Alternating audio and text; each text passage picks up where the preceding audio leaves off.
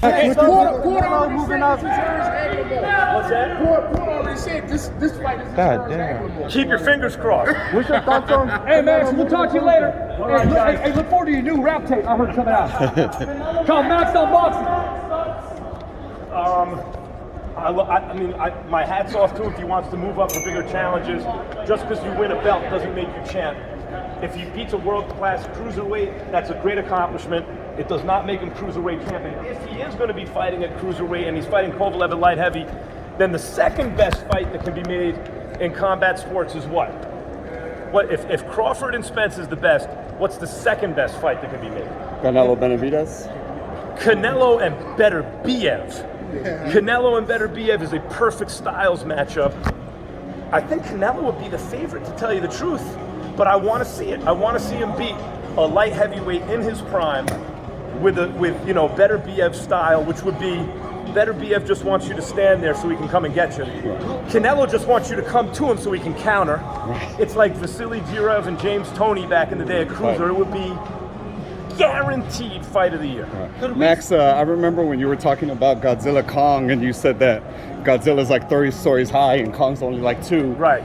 But your argument for Pacquiao being better than Mayweather all time is that Pacquiao was a champ at, what, 115? Oh, you're paying attention. 112. Yeah, 112. He was the lineal champion at 112. So wouldn't that then, kind of that argument not make sense, like the smaller guy against the bigger guy? No, we're talking pound for pound. The point is that what they've done with King Kong and Godzilla is made a pound for pound fight. They blew up King Kong to Godzilla size so you could see who'd win pound for pound. Okay. Right? Pacquiao is not going to beat Floyd. He's a naturally smaller fighter. But the fact is, and boxers have the advantage over the sluggers usually, right? But Pacquiao, and we're going to end it right over here, guys. Yeah, for sure. We're going to have to cut it off at some point. Pacquiao, what's going on? When you talk pound for pound, if you don't start your career at 112, you win your first lineal championship at 112.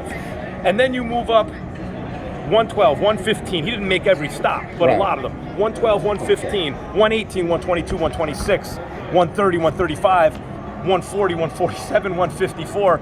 And he won belts in a lot of those divisions and cleaned out some of them and was really the only legitimate 4-division champion in the history of boxing is Manny Pacquiao. No one else has really been the champion of 4 separate weight classes. There's always been a belt here or a belt there.